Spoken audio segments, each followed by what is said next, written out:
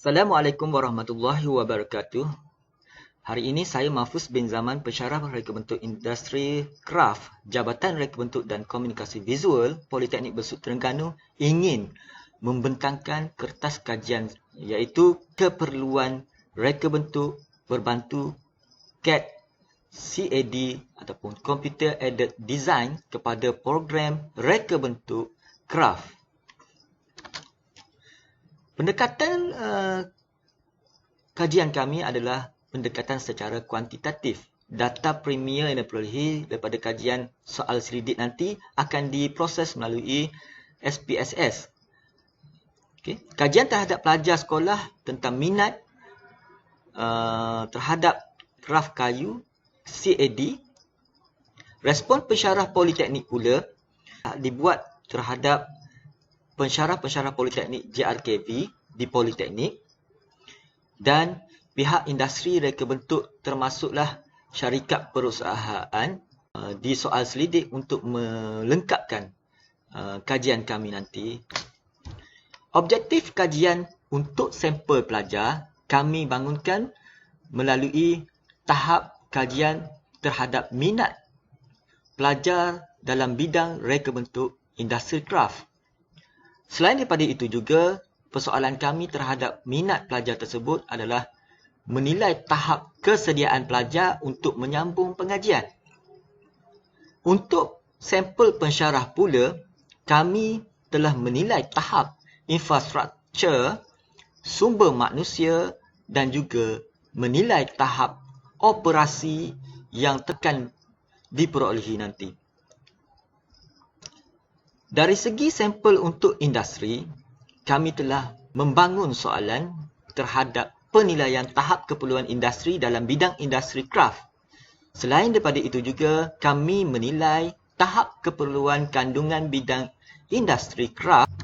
Metodologi kajian, reka bentuk kajian adalah kajian tinjauan dengan pendekatan kuantitatif yang disebut tadi dengan menggunakan perisian statistik. SPSS.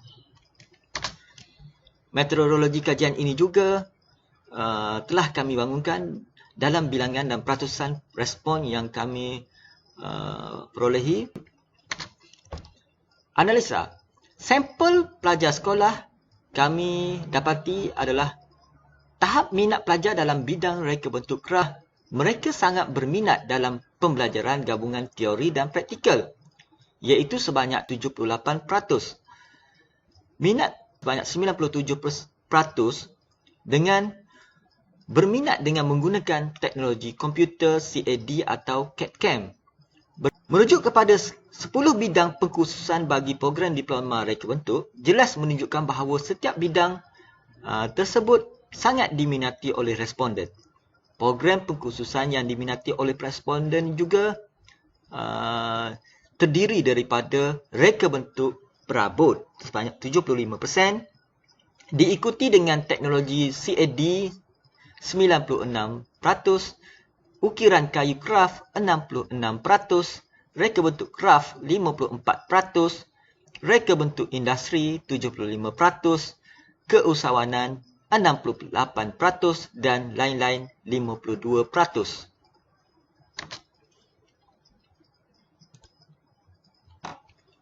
Analisa untuk sampel pensyarah pula, data menunjukkan bahawa 16 respon daripada sampel ini dalam bidang reka bentuk industri dan 7 respon dalam bidang seni bina. Selebihnya adalah seni kraft, reka bentuk perabot, teknologi kayu dan juga grafik multimedia. Analisa terhadap sampel industri pula, mereka menunjukkan bahawa pengetahuan asas dalam bidang yang diperlukan oleh pekerja syarikat adalah keupayaan kreativiti. Mereka juga memerlukan pekerja yang dapat menyelesaikan masalah dalam apa bidang sekalipun. Termasuklah kemahiran reka bentuk secara visual. Mereka juga mengutamakan kemahiran berkomputer melalui penggunaan computer aided design. Selain daripada itu juga, kemahiran berkomunikasi, mereka memerlukan orang-orang mahir dalam berkomunikasi secara visual dan juga verbal. Terutama sekali, dia dapat bekerjasama dalam kumpulan supaya dapat menyelesaikan masalah secara bersama dan memendekkan waktu pekerjaan serta mengurangkan penggunaan kos-kos pembuatan yang lain.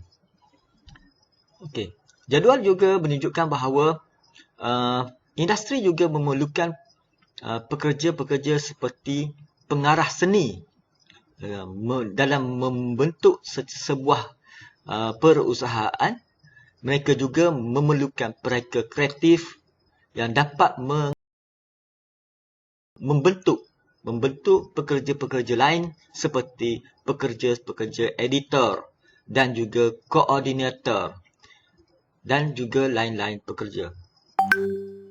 Tahap keperluan kandungan kurikulum bidang reka bentuk kraf berbantukan CAT ini juga dapat dilihat melalui jadual kekerapan domain psikomotor, iaitu tahap keperluan kandungan kurikulum kami dalam data menggunakan perisian CAT, puratanya adalah 4.45, standard deviation-nya adalah 0.795,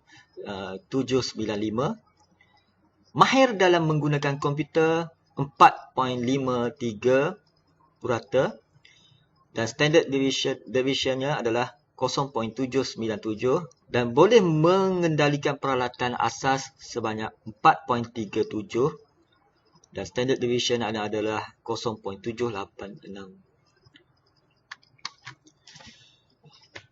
Hasil dapatan daripada kajian ini juga, rumusan yang dapat daripada kajian ini adalah minat pelajar terhadap reka bentuk kraf CAT ini adalah sebanyak 97%. Tahap kesediaan untuk menyambung di peringkat diploma reka bentuk kraf di Politeknik juga menunjukkan bahawa 83%. Tahap minat pelajar dalam program reka bentuk kraf berbantukan CAT adalah sebanyak 81%. Ini adalah rumusan dan hasil dapatan daripada pelajar. Selain pada itu juga, kami dapati bahawa kesediaan pelajar juga perlu disokong oleh kesediaan pensyarah untuk mengajar. Kesediaan pensyarah daripada data pensyarah juga menunjukkan bahawa pensyarah Politeknik memerlukan infrastruktur yang lengkap.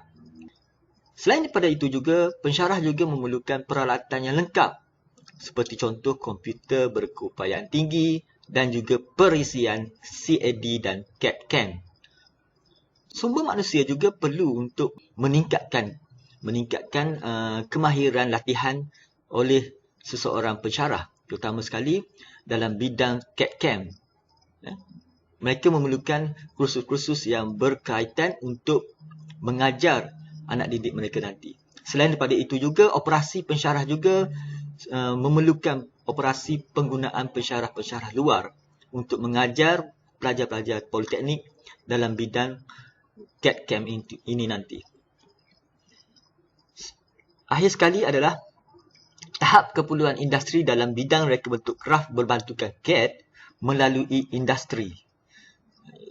Industri juga faham terhadap keupayaan kreativiti yang perlu ada oleh seorang pelajar ataupun pekerja yang akan bekerja di tempat mereka nanti. Mereka juga faham keperluan untuk bekerja secara kreativiti ini perlu bekerja secara berkumpulan. Dan juga tahap kesediaan pelajar pelaksanaan kraf terhadap CAD di Politeknik, di mana syarikat faham terhadap kraf CAD perlu mempunyai infrastruktur yang lengkap di Politeknik nanti. Sekian dulu pembentangan saya hari ini untuk kajian kraf CAD ini, supaya di lain akan datang kajian ini dapat dilaksanakan dengan lebih berkesan melalui kajian-kajian penggunaan peralatan, kajian-kajian penggunaan infrastruktur dan juga kajian-kajian sumber manusia dan juga kajian-kajian lain nanti. Sekian dulu daripada saya. Wabillahi taufiq wal hidayah. Wassalamualaikum warahmatullahi wabarakatuh.